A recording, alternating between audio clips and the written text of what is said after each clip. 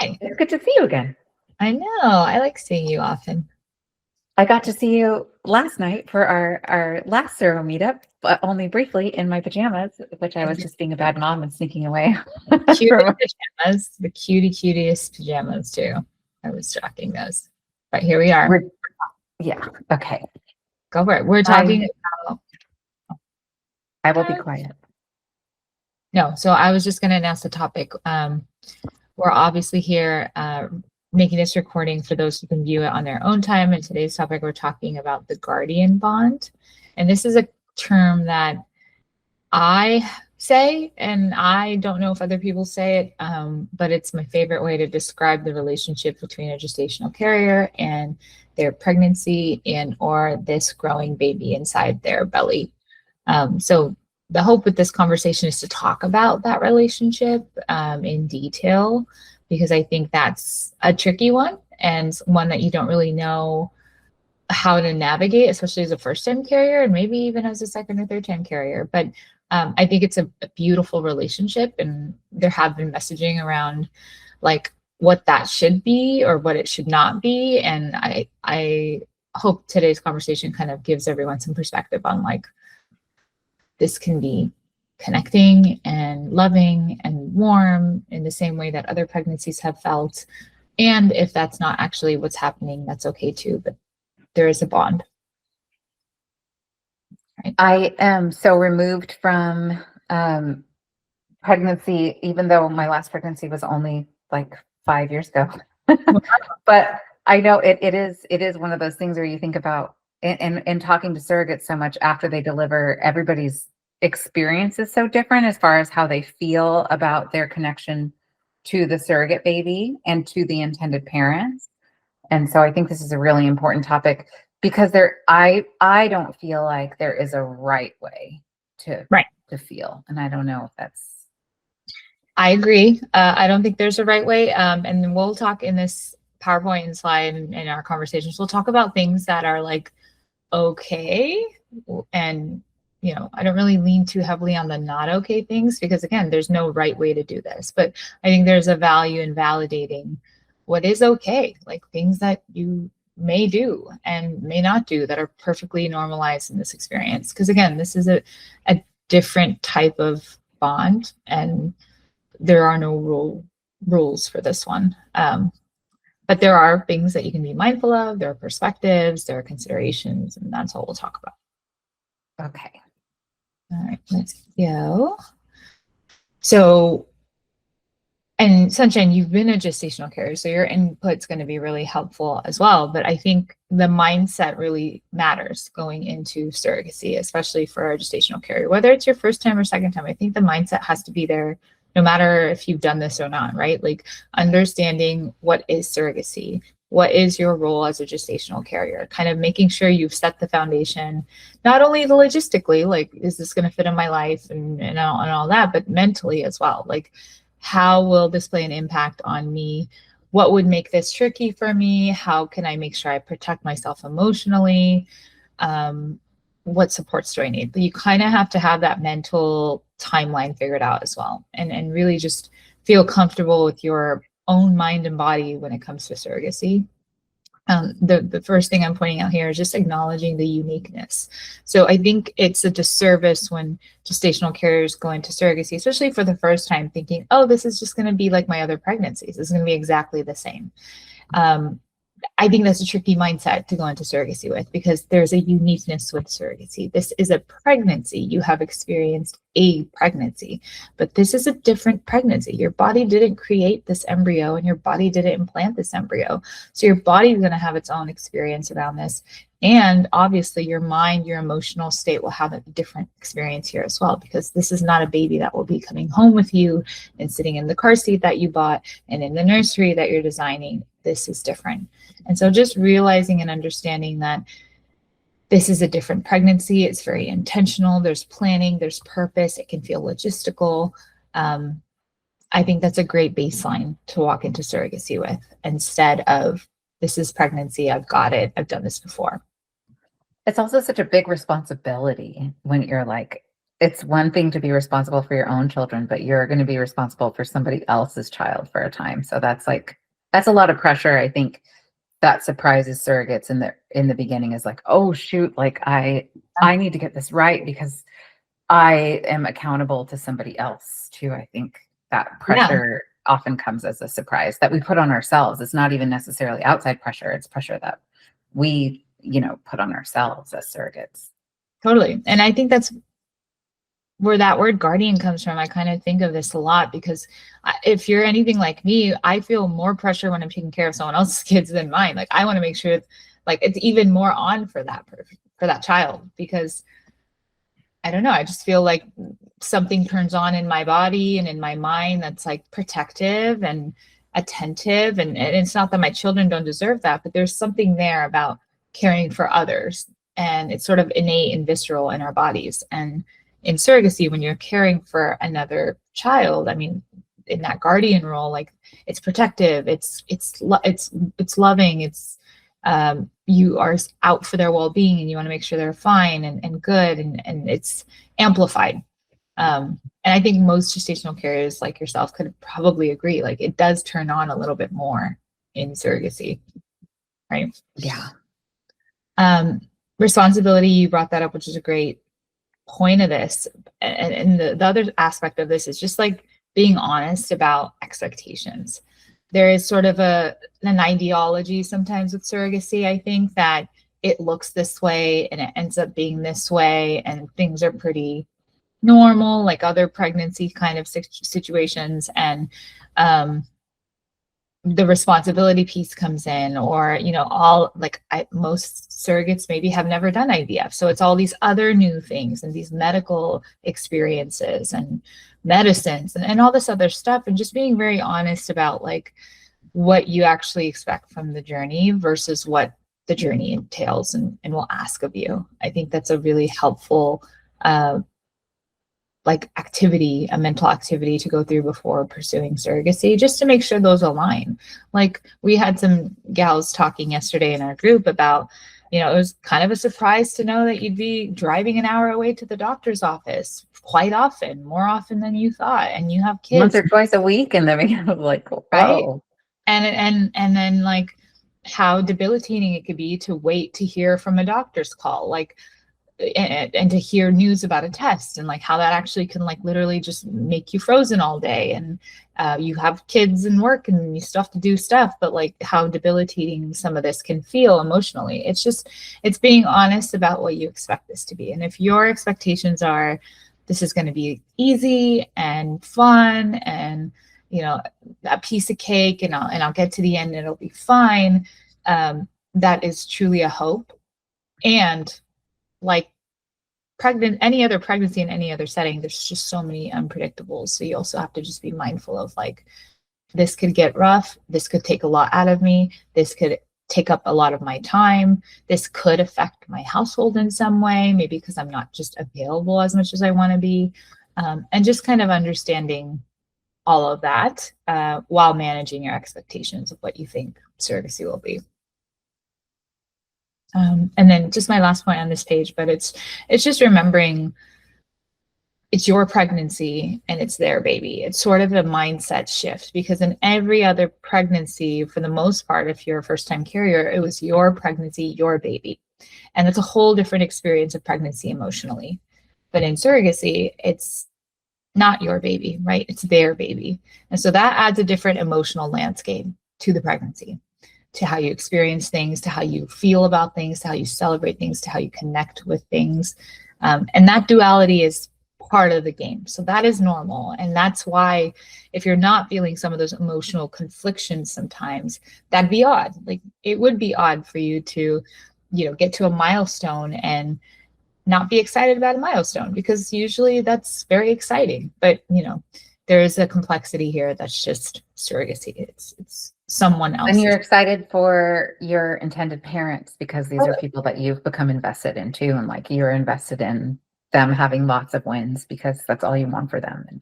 Yeah, exactly. It's a different mental game. It's a different experience.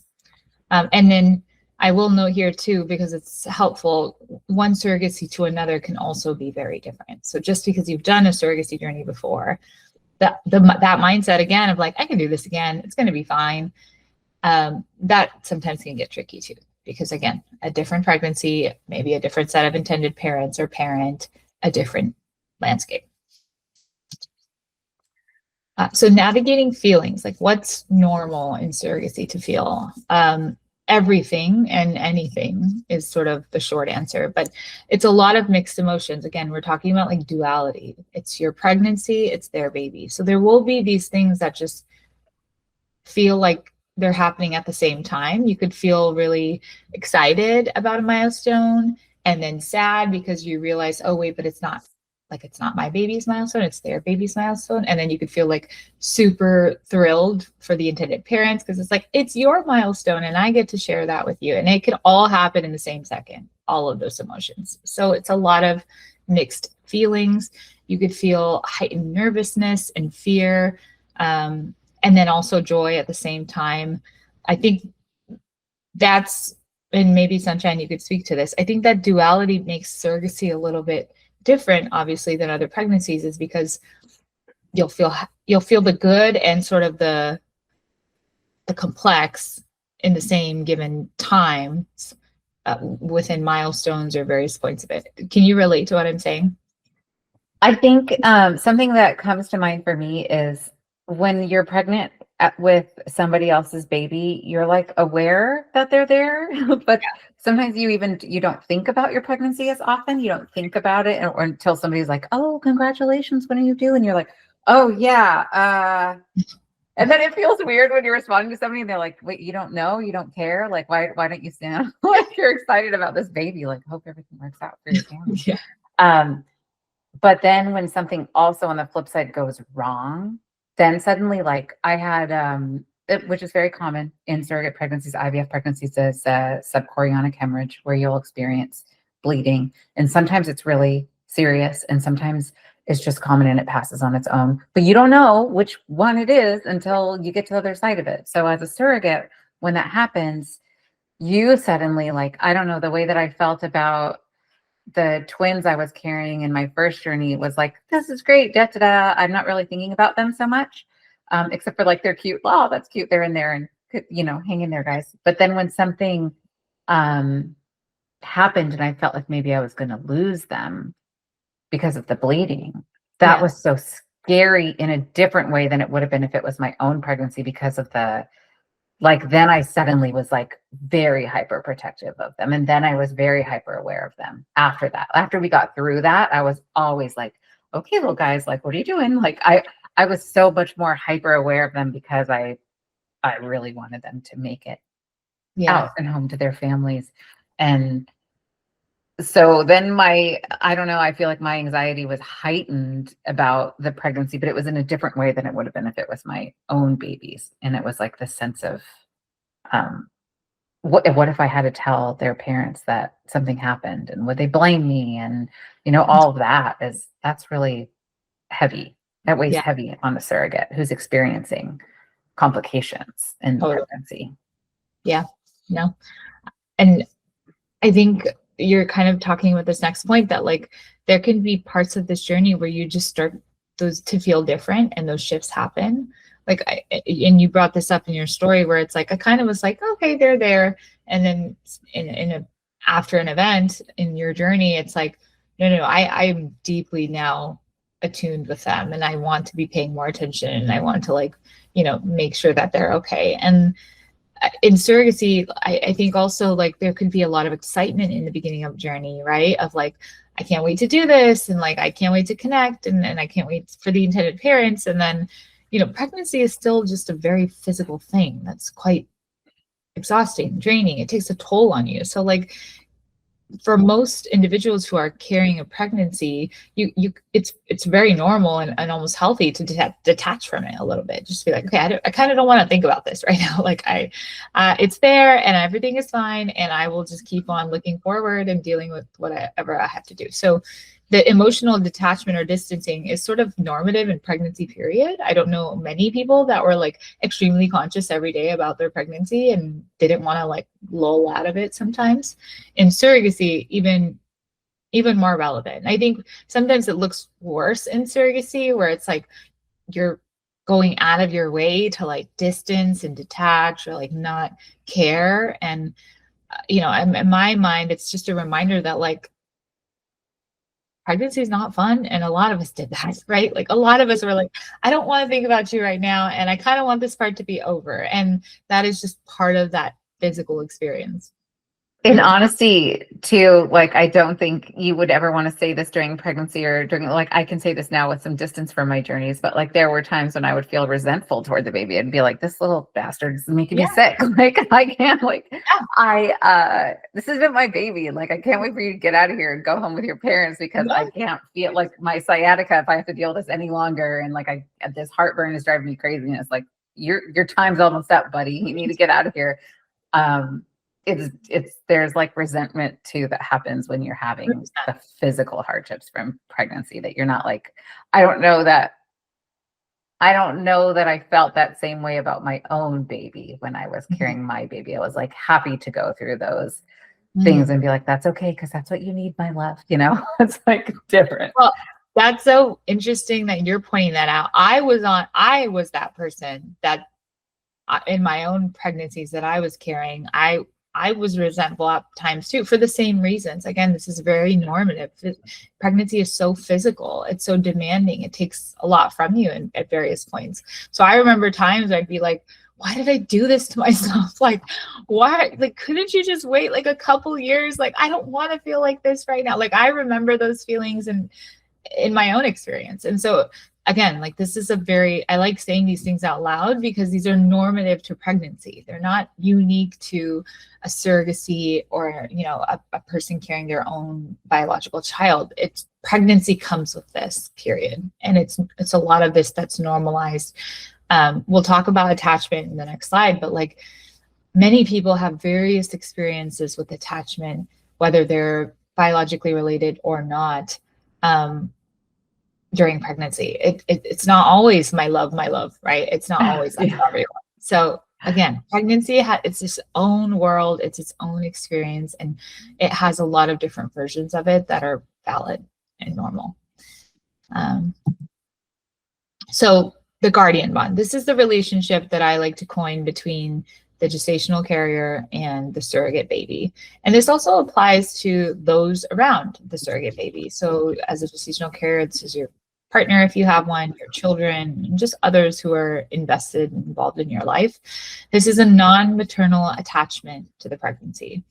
And so we've already kind of touched on this point, but like you're kind of tapping into this feeling or experience of caring for another child. And who typically does that in our world? It's the sitter, it's the auntie, it's the caretaker, the teacher, right? And these are individuals who don't have genetic connections, but show deep investment and care in most of our children, right? And then those are also individuals that we tend to trust, right? Like I trust that the teacher at my kid's school is caring for my child. I trust that the nanny that's staying with my child for the weekend or for the night or whatever is going to protect and care for my child. So we have this in our world already. We already have this relationship dynamic. And in surrogacy, I think this is the most comparable relationship dynamic to the connection with the surrogate and surrogate baby. It is that feeling of, I want to care for you. I want to like respect you, protect you. I want to do what I can for you, while understanding that there is no genetic responsibility for that. Like our teachers, like our sitters, like our grandparents and our aunts, like, well, they're different because they're genetic, but to the others who are not genetic relationships, like they don't have to. There's no, if we're utilizing genetics for that reason, like genetics assumingly means responsibility, they don't have to take care of our children, and they do. And so in the same way with surrogacy, as a carrier, like you are choosing and building this relationship with a surrogate baby that is protective, that is, to your point, Sunshine, that is like, I want to care for you. And it doesn't have to have the layer of genetic relationship to do that. As you evolve in pregnancy, there's a lot of things happening biologically in your body, but the way I like to explain it is like we get the mommy feels during pregnancy. We want this maternal, we feel this visceral maternal experience during pregnancy. Our body is priming for that because physically that is about to happen. So your body, your mind, your biology is sort of priming in this very maternal way. And it would be so unnatural for someone who's carrying a pregnancy, whose body is thinking, all right, let me turn up the juices here. Let me get dopamine going. Let me get all the mommy stuff, all the maternal gushiness going. For that person to then be told, don't talk to the baby, don't connect. Like you just have to, it's not your baby. So you can't do that. I think that is so unnatural to like our nature and what pregnancy does to someone who's carrying. So the guardian bond gives you this space to have a connection and an attachment. It's boundaried, right? It's in your mind. And when you think about it, it has lines where we don't cross. But in between those spaces, there's so much room for love, and there's so much room for care, and there's so much room for connection. And that can be healthy. That can feel healthy. And that's great for that little baby in there. Like that baby wants to feel that in its environment too, you know? And like, yeah, because all those hormones are coursing through, and they're feeling what you're feeling in your stress and your all those things. So you definitely want to give them all of that. I think for me as a surrogate, it was really, really easy for me to separate that. And maybe that's something that when you're doing a psychological evaluation, this is something that you explore with surrogates to make sure that they have that mindset. For me, I didn't need any coaching or extra thought about that separation. And maybe too, that's because I was a teacher. And so I already had that same feeling like for my students that like, I want every good thing for you. When you're in my classroom, you're in my care. And I want, you know, you to have all of the access to tools and love and respect and everything that you need to go out into the world and thrive. But once you leave my classroom, like I'm not, where are you? What's happening? You know, I'm not. So maybe that's why it was easy for me. But I do know there are a lot of women who are considering surrogacy, or even like in the Facebook comments on our ads or whatnot, or like, I could never, if I'm carrying that baby, it's my baby. And I don't care whose genetics it is, I'm attached to that baby and I'm not going to want to let it go. And I'm like, that's totally like fine. You shouldn't be a surrogate, like under any circumstances. And that's like, is that a mindset that you think that some people can not achieve and some people can?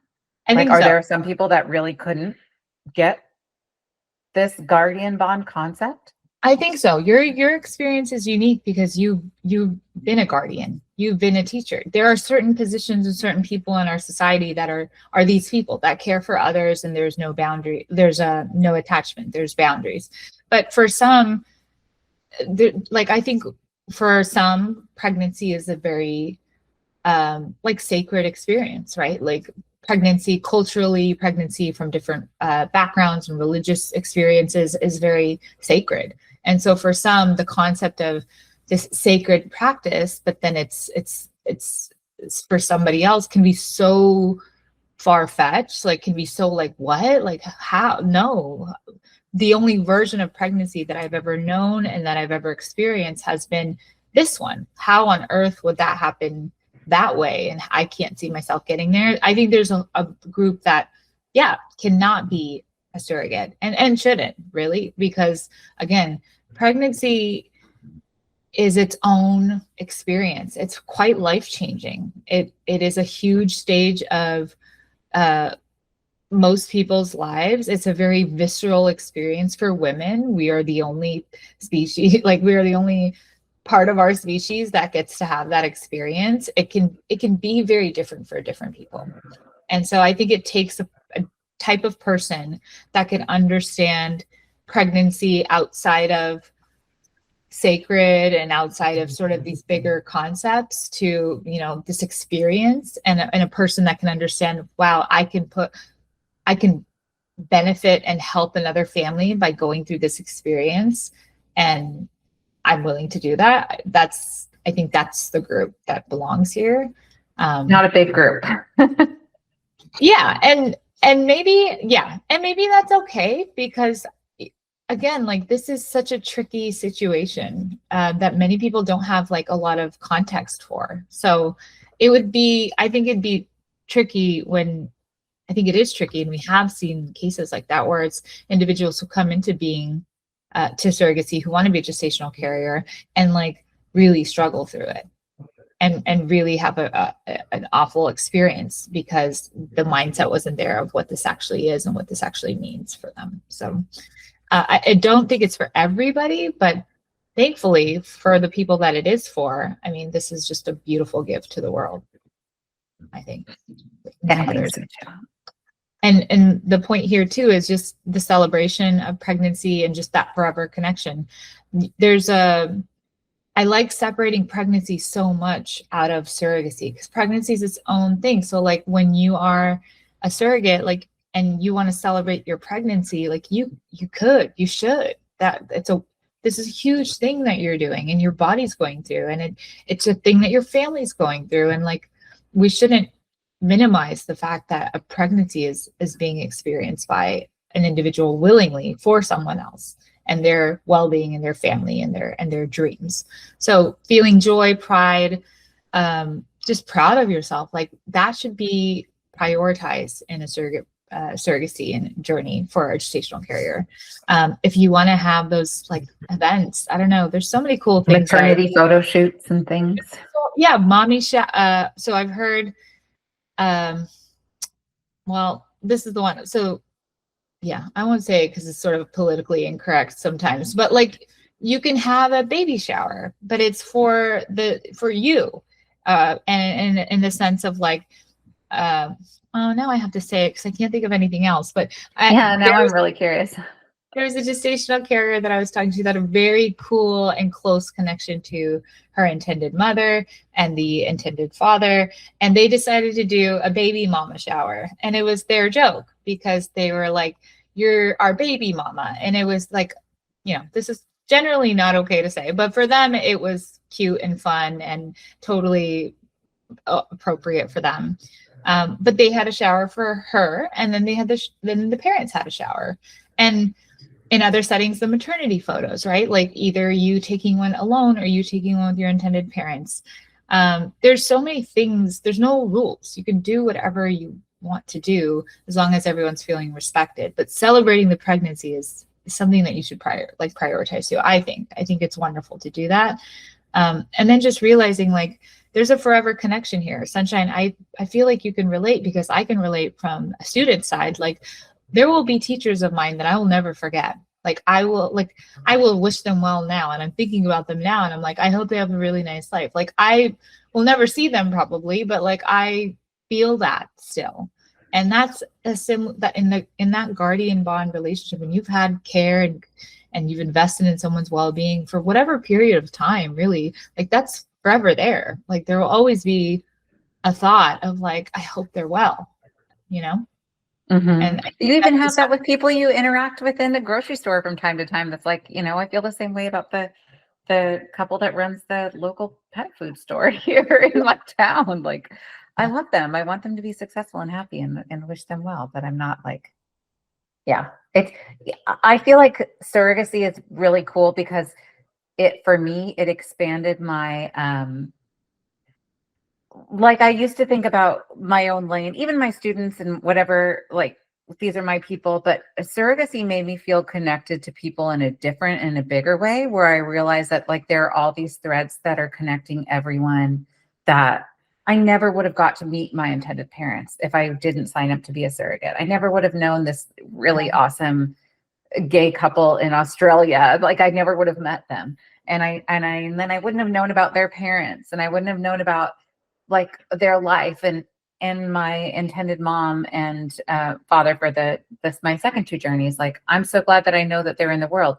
Do we talk even once a year? No, sometimes no, like we follow each other on Facebook and we're all busy. We're all living our lives. But because I know them, sometimes I'm able to look at even strangers and be like, you could be like, you are too, like somebody that I could have carried a baby for, somebody that everybody's just a human in the world.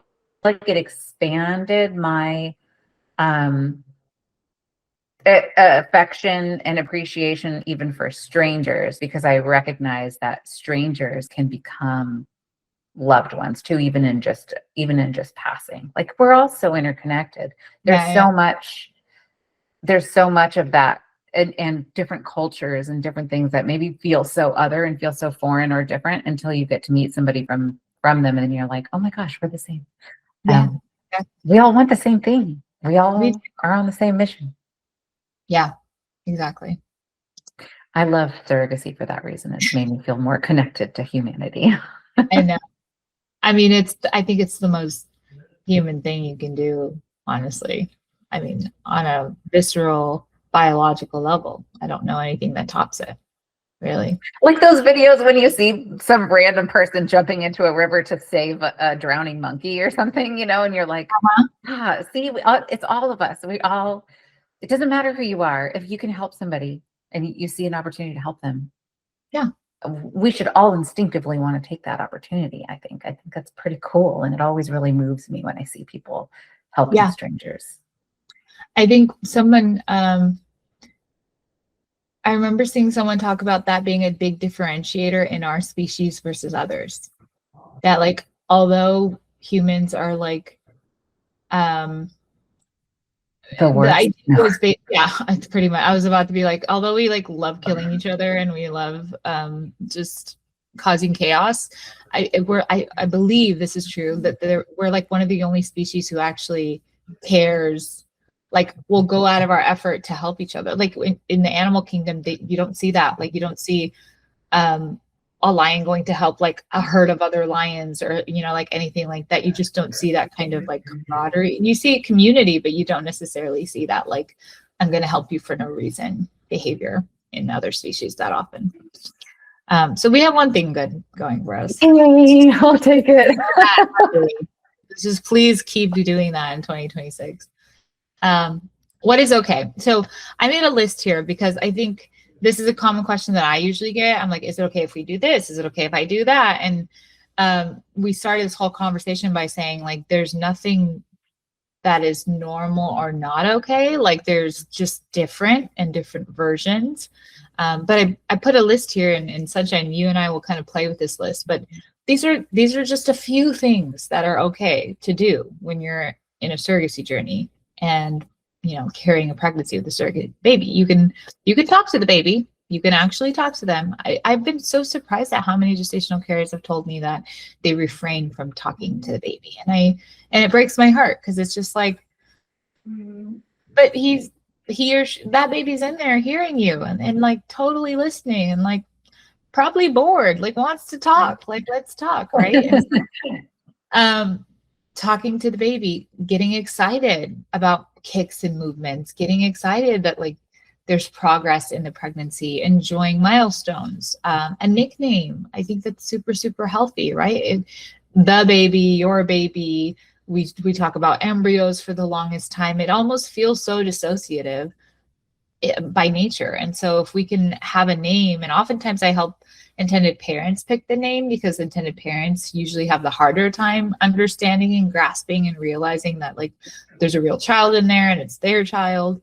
But a nickname that everyone has, and then at that point it's that nickname. Like if it's Bingo, then when it's Bingo, it's Bingo. How's Bingo doing? Hey Bingo, how are you today? Bingo is doing great. And like Bingo's here with us. We're talking about Bingo. We're not saying the baby. This is a really healthy attachment to do as well. Singing and reading to the baby, to the tummy, to your tummy, having your children sing for them, read a book to them. This is all okay. Kids love that. They love that. Yeah, it's okay. Allowing your partner to connect. If you're feeling kicks and you're like, put your hand over here, like that's okay. I know my husband was always like, please don't show me that. Can you show somebody else? It's disgusting. I don't know a lot of guys who love that. Like I remember my partner being like, I cool. love that. Like, it's my favorite. That's the thing I miss the most about pregnancy, is feeling the baby move. Like that was my favorite. I'd be like, oh yes. I love it. So many guys are just like unamused by it. I'm like, you suck. This is really cool. You should get excited. But you're just jealous. Yeah. It's okay to imagine the kind of life that they're going to live. Like, yeah, you're not imagining what your life looks like with that baby, but it's okay to think like, well, I know what country they're going to go to. They live in Australia. I wonder what that's going to be like for them to live in Australia, and what what five looks like in Australia. Will they have a pet? Like, that's okay to do. Like, it'd be fun to do that. It's a way to connect to this experience and to this baby, and again, it's that forever connection. Um, it's okay to feel annoyed at the baby. We talked about this too, right? The resentment or the annoyance, or like, yeah, pregnancy is not fun. So you're gonna have sciatica maybe, and you're gonna be up all night with indigestion, and it's just like, dude, like, I don't stop. Like, you will feel annoyed at the baby as well.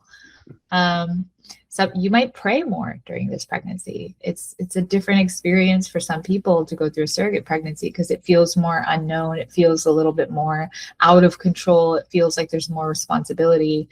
So maybe you're leaning into different various supports. Maybe you're, pray went on this list because, I had a surrogate recently that I was talking to that said, she found herself in a position where she was just like really deeply connecting to her religion through a surrogacy journey because it just felt like too much was happening that was out of it was like hard for her to understand, and she needed some grounding, and she like went to her religion for that. And she was like, but then I feel weird about it because my IPs are a different religion and I don't want them to know that I'm praying more because like what if the baby, and it was just like, no, like, this is yours. This is your pregnancy. Whatever, if praying is going to help you cope through physical experiences and just the mental aspect of this, then that's okay. Like, it's not okay.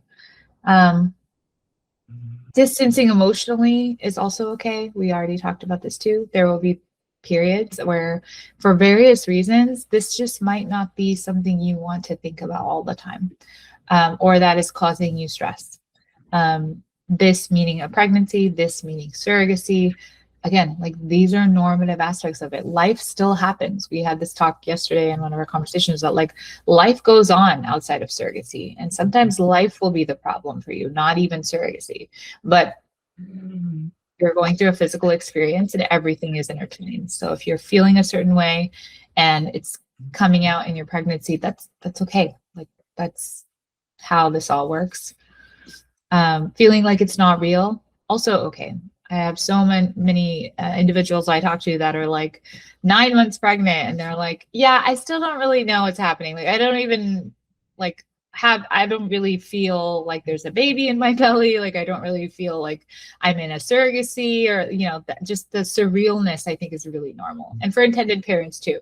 I mean, more so sometimes for the intended parents, where it's like, you're having a baby next week and they're like, are we? Like, I don't know. Hearing. Really, no, I'll see it when I see it. Like, I'll believe it when I see it. The surrealness is like super real.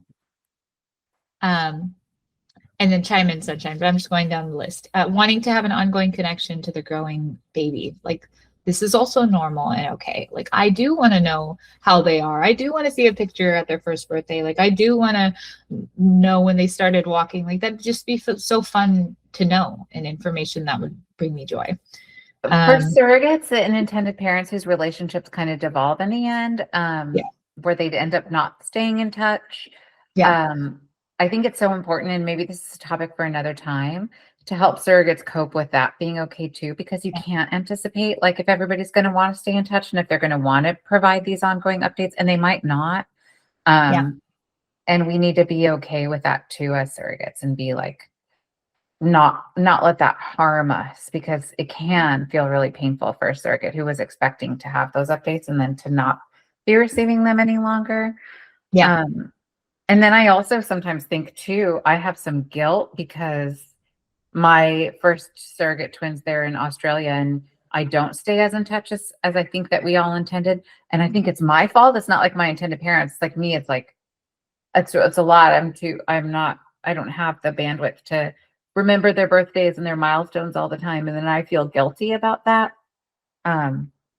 I don't know. Maybe we can talk about that another time. Like, I like that when topic. we're not getting enough, and when we're feeling like we're not giving enough. It's like sometimes some surrogates feel like they're not getting enough, and some feel like they're not giving enough, and that Totally. can be part of that. relationship with the baby? Like, what is your obligation to this baby beyond surrogacy? Yeah. And I think there's no like right version of that either though, right? Because again, these are human relationships and there's distance and time and countries that are far apart. And like, there's so many layers to it. But I do like this as a separate topic of just kind of, what those expectations can look like. This isn't here on this list, but it's also okay to not want to connect and continue a relationship post surrogacy. It's also okay to say, I need to close this chapter. Like I need to put this away now. Like I need to emotionally kind of come back into my life and kind of refocus here. And so that's okay too. And that's, again, like to your point, like there's some who may want it and some who just may not, and that's also fine.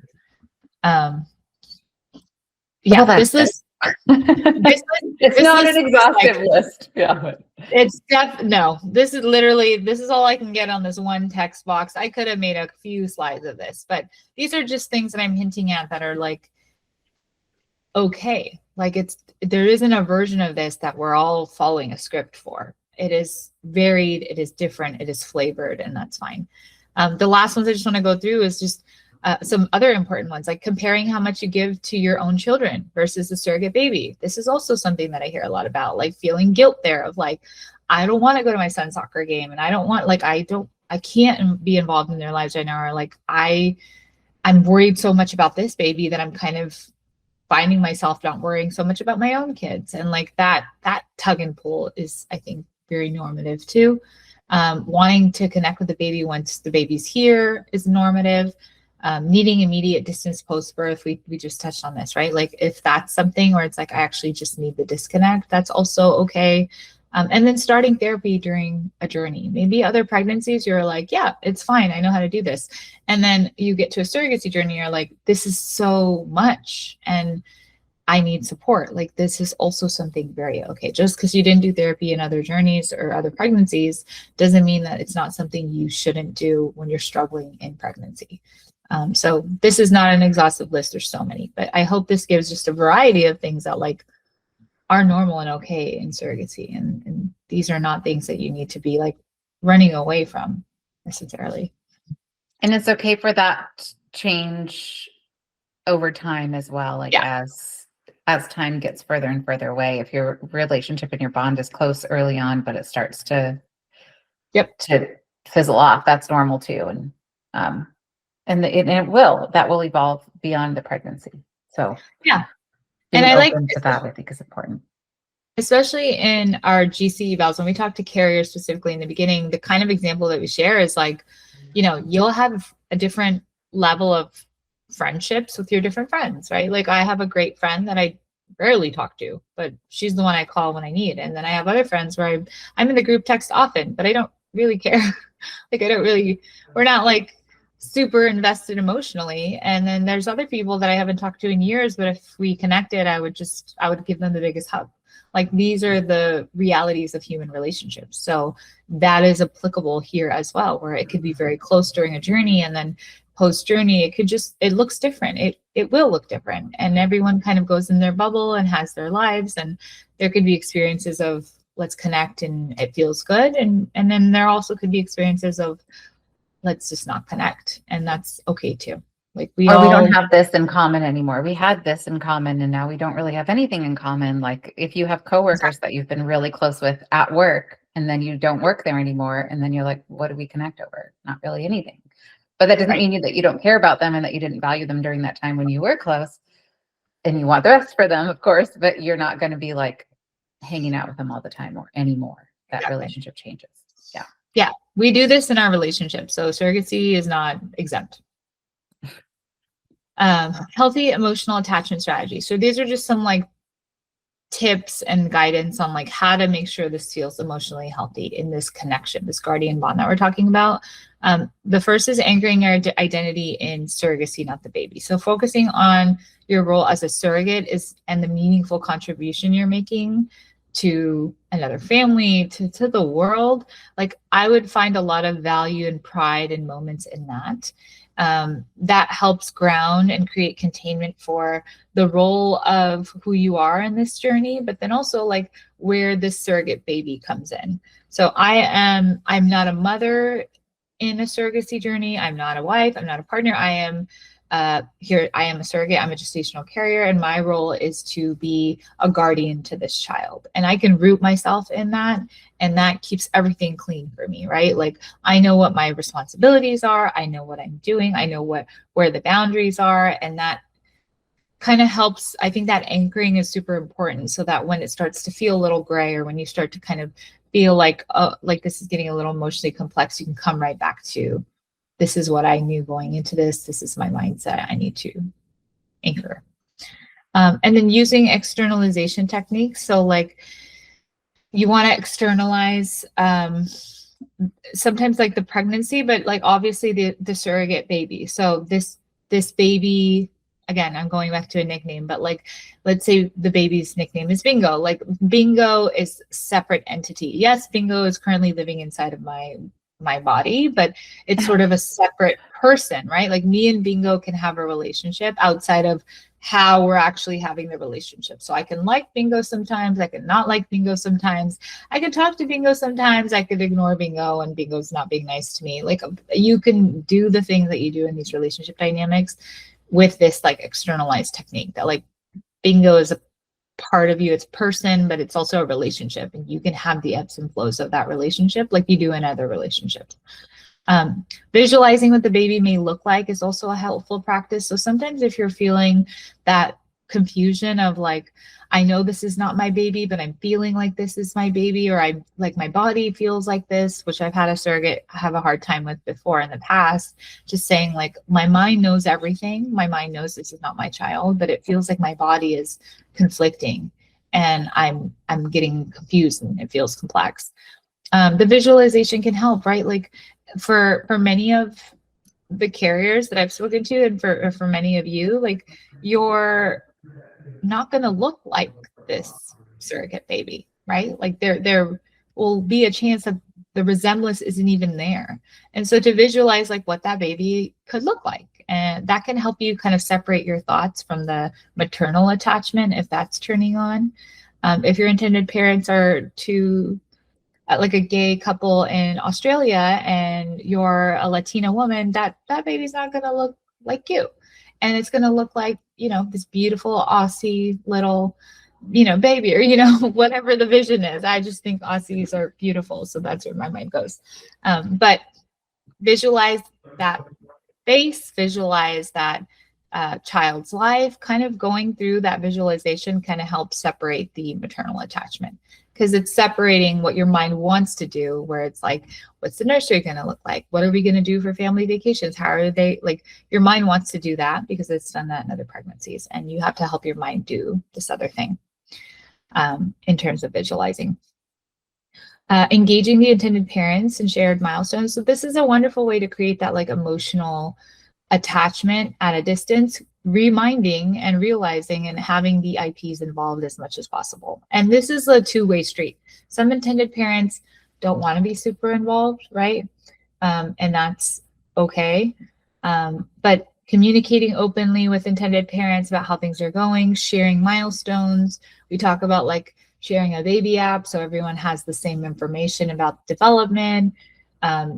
We talk about like voice notes and sharing audios so that baby connect to the intended parents and hears the intended parent. There's a lot of ideas here, but as much as you can and as much as available in your journey to engage with the intended parents, that's usually a helpful and healthy dynamic emotionally for everyone, really. Sunshine, do you want to add something to that? Because I know the IP relationship is like a different talk, and that can be very different. And what these relationship dynamics can look like is also very different for everyone. I know we always talk a lot about having those conversations really early on, like in the match meeting and in the meeting that we do now after medical clearance, when you're talking about like that second date meeting, that joint session. But there's also a lot of stuff that you can't anticipate. And I remember as a surrogate wondering, like, do they want to know when baby's kicking? Do they want to know if I'm having cravings? Do they want me to take a home pregnancy test? Do they want me to share bump updates? Will that hurt my intended mom because it's something that she feels sad that she's not experiencing?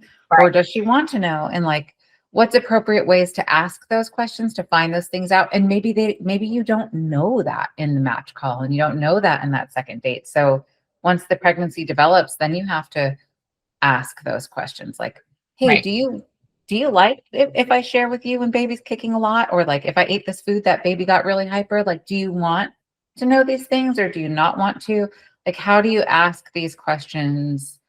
And how do you not ask all the questions? Because like, I don't know. It's like, it's a lot of responsibility to determine what you share and what you don't share and what's helpful and what's harmful. And it's different for everyone. And it could Yeah. be like they feel this way in the first trimester, but in the second trimester, they feel this way. So like it could change Exactly. also, even with the same people. So I don't know if you have any tips on how to maintain that open line of dialogue about what people want and need.